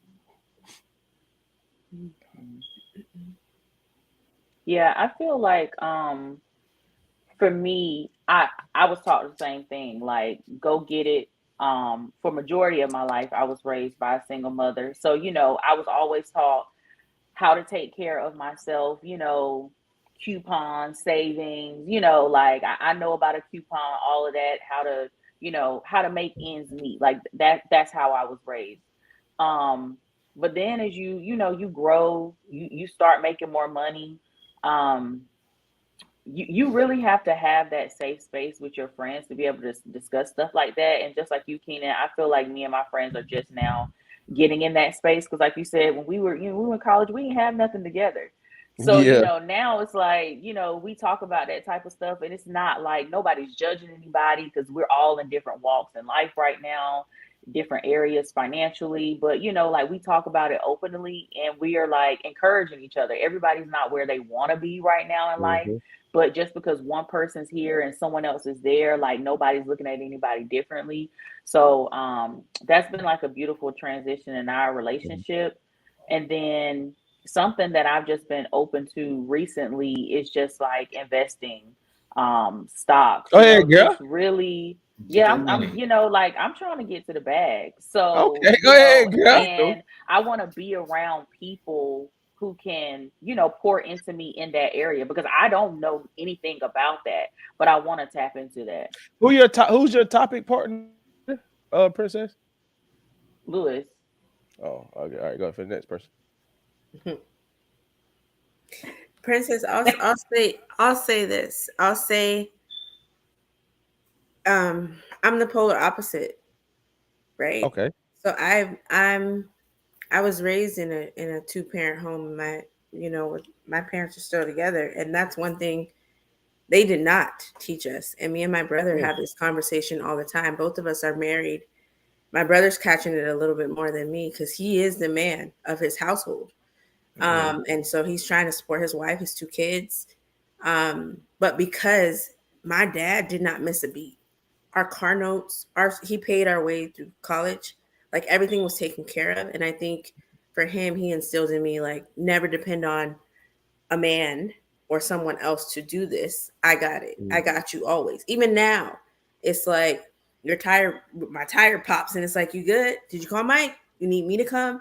Like he's very, it's me and my brother. Right.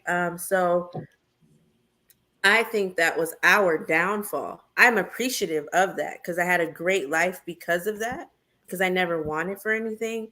But because of that, credit cards did not exist in my 20s. They did not exist. Even financially now, getting with my husband, he was on his bank account looked totally different from mine because he is a saver. He right now for a rainy day, like I know I don't have to worry about anything because of him. Like we're good. But if it was for me, we'd be under a bridge because I'm being transparent because I was never good at that. I was never good at that. There was a point in my life in my 20s where I was literally paycheck to paycheck because I did not know how to save until I met Mike, where he was like, yo, you know that you can pay this off in one lump sum versus killing yourself every month, or take this amount out of every paycheck, put it to the side. That way you have something. I wasn't doing none of that, but I can't blame my parents, but I can because they didn't teach us that. So I love that kind of looking at different perspectives. My friends around me were the same way. So I don't have that circle. I have Mike, but I don't have that circle of friends because we all kind of came from the same background where our conversations are more of, they're encouraging, but it's just like, girl, how do you do this? I don't know. Go find somebody and bring them back to the circle because I don't know. We're all talking in circles because nobody knows in our group. And I think that sucks, especially at our age. But I don't know. I will say this to this. I just want to say, I know we're going longer than usual, but y'all did some great topics. They really did. I think another thing is a thing about it is like money represents so much of a status that is uncomfortable to talk about if you messing it up. What?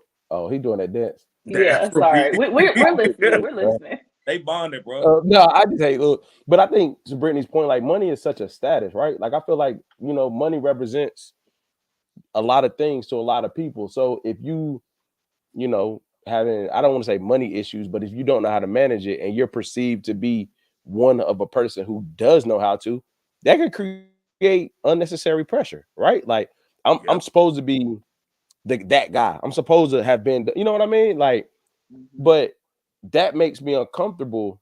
Well, it did. It does it now.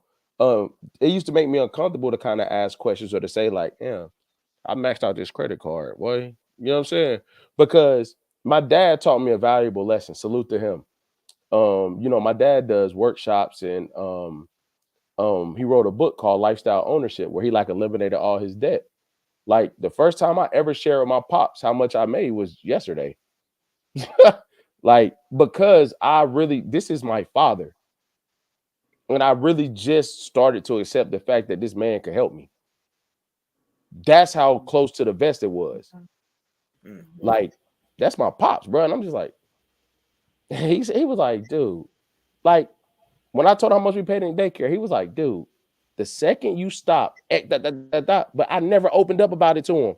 It's just with your parent, it feel like if you say something about that, you're not doing what you got to do, or you look a certain way. So the pressure of the status of money could be difficult. Yeah. I want to hear Asia's answer before I go. She about to fall asleep. Looking at her. No, I'm not about to fall asleep. I'm just being really reflective.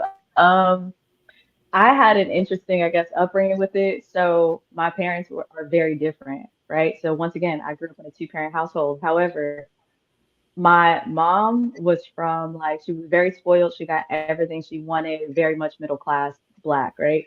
My father, super poor, grew up in the hood his whole life. They moved around in the middle of the night because they were getting eviction notices. And so he had a very much like survival way of thinking, right? And so a very like, no, like we gotta save. Like my in the household, my dad did not buy anything that was not on sale, right? But my mom was very much like, if I want it, I'm gonna get it. Like I don't. So I had a very interesting um, mindset, I guess, when it came to money because I both, and you would think it's balanced, but it's actually very chaotic. So for me, I have this thing where like I learned about the investments and all of the things. My dad brought me this book, um, Dave Ramsey. That's his name. Yeah, I Dave got it Ramsey, somewhere. yeah. Yeah, Dave. It's literally right here. Because my dad got to a place where he said, "I don't know how to do this. I just know how to give you resources of people that do know how." But this is when I was going off to grad school, right? So this was a little bit later for me, but because I had this idea of, well, I just have to like keep all the things, and I had this survivalist scarcity mindset from my dad. But then I also had this, I deserve it, so I'm gonna just get it from my mom. And so that created this weird cycle um I'm just gonna get as much as I can and then I'll worry about it later because I don't know when the next time I'll be able to have it and get it.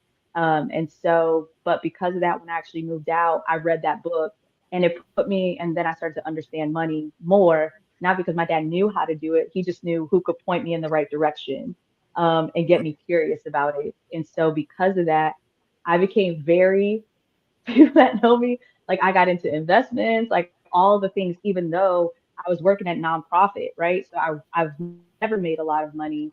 But I knew, and this goes back to the joke I said earlier, I knew all of my friends are married, all of my friends have kids, right? For the most part. And so I'm like, I don't have any of that, but I want to be able to hang out with my friends and be okay.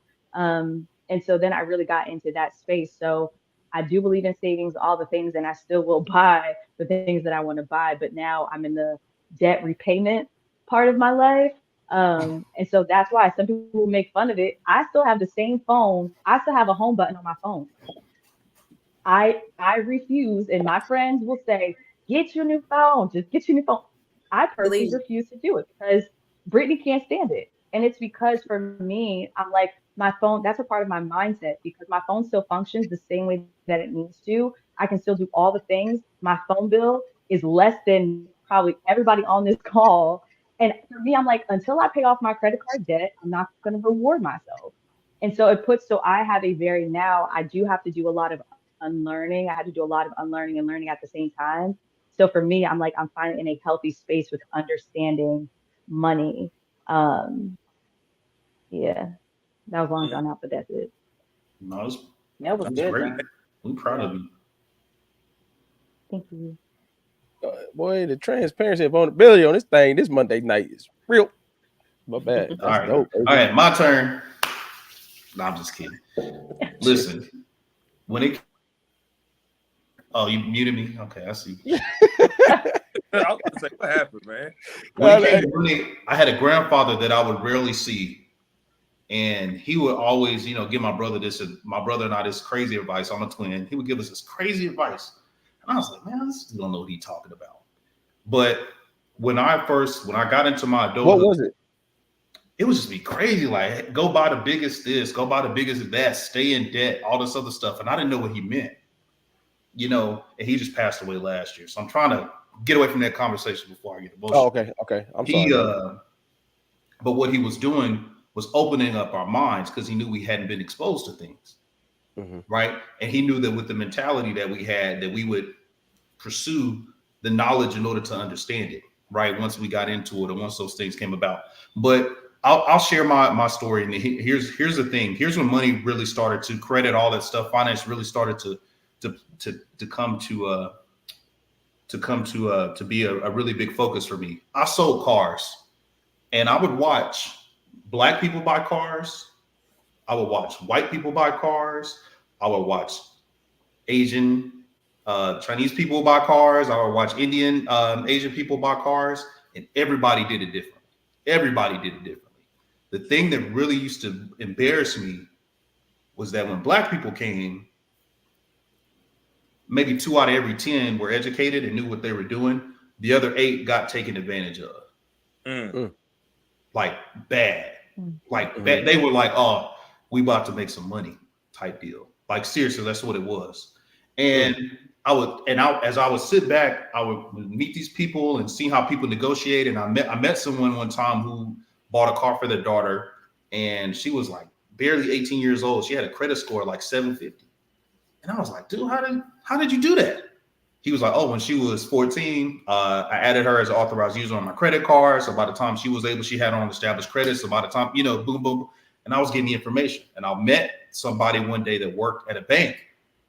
And I asked him about what he did. And when we talk about that assignment stuff, all those things fell into place. And then I started working at a bank. And then I was a banker. So I'd be that person to open a checking account. And I learned all about banking and credit cards and things of that nature. Then I went from that. Then I went to be a loan officer. So then I started learning more about the mortgage business. Now, I'm more in the operations side, but I did a little bit in wealth too. So I got exposure to car lending, home lending, banking, and investments. And when I was talking to my therapist one day, she said, don't you think it's ironic that you say you grew up a certain way, with not all your needs being met financially, and then yet you pursue a career in finance? I never thought about that.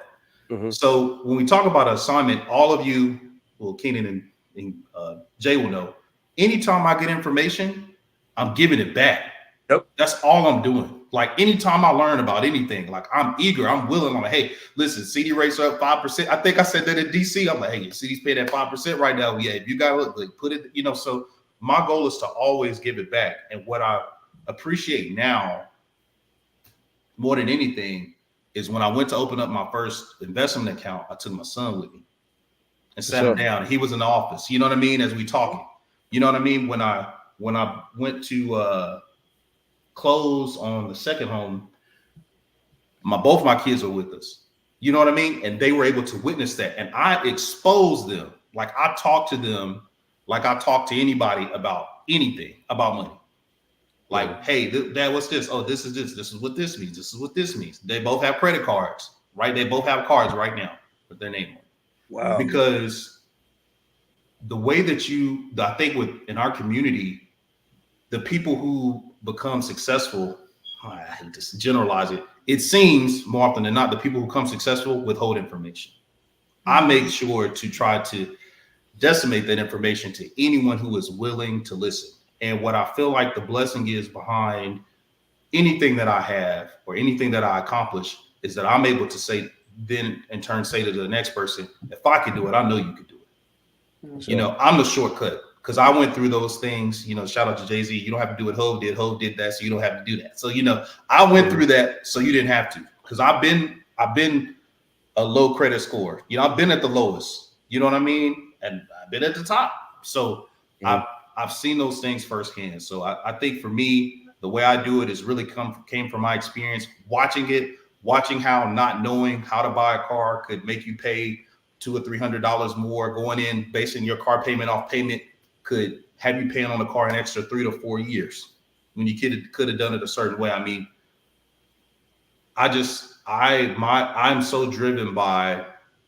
understanding money and how it works, and I'm still learning things into this day. I'm in a constant pursuit of it.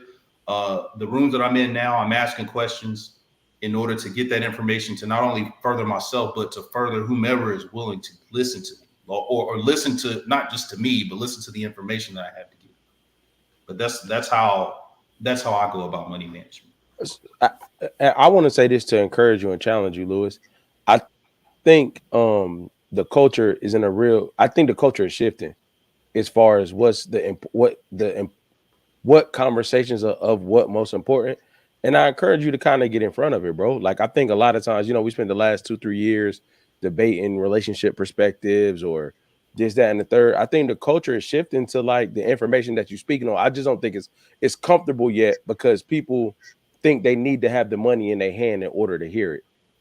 So that's the thing that we're trying to. I think that we can have the conversation now. So when we get the money, or when that person gets the money, they're able to do what they can. So I challenge you to get ahead of that wave, bro, because I think you have the information and the ability to communicate that message the way people need to hear it. Appreciate that. I will say this. Thank you, Kenny. I will say this: the wealth gap, especially amongst the Black community and I guess the top 1% in middle class, is starting to expand further than it ever has. So if there was ever an opportunity or a time for people to really take financial literacy seriously, it's now, because as AI and all these other things continue to creep into society, the less opportunity it's going to be, you know, for us to be able to close the gap. That's something I will throw out there. So if you're not in constant pursuit of knowledge and trying to understand money management, finance, regardless of what level you on, you know, you can maybe see the impacts of that a bit more harshly, you know, long term. But it's a great time any time to learn more about it is good. It's a good time. So I would say do the work. For sure. Right. I love the fact that Lewis just talked that long. I'm passionate about that, man. I'm not being funny. I hate seeing people, man. Listen, I seen how people talk about us in them rooms, man. For sure. You know, I got you. I ain't gonna send you on another tangent.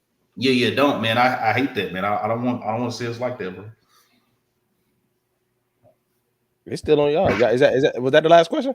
We have, yeah. It's up to y'all. If y'all want to ask one more, if y'all want to stop here, completely and totally up to y'all. No, that's it. Everything ties into those. Perfect. Yeah. I'm not going, because we almost hitting 2 hours. I'm not going to ask another one, even though I got about 3 more, because that was dope. I just want to say, man, first of all, so major salute to Lewis and Princess on the topics of the night, man. Dope topics.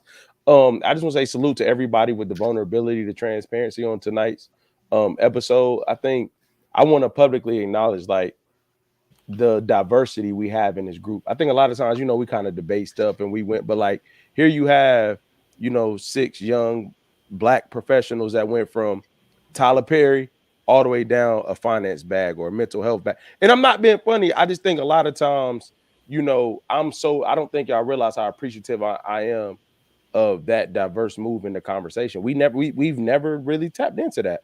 And I just think it was dope to do, even down to the music, the workouts. So appreciate everybody tapping in tonight, man. Salute to the whole Monday Night Crew, man. We got the ladies of the show, Asia, Princess Brittany. It's your boy K. Mims. I have my bro Lewis and DJ J Dub, and we are the Monday Night Crew. We are out. Out.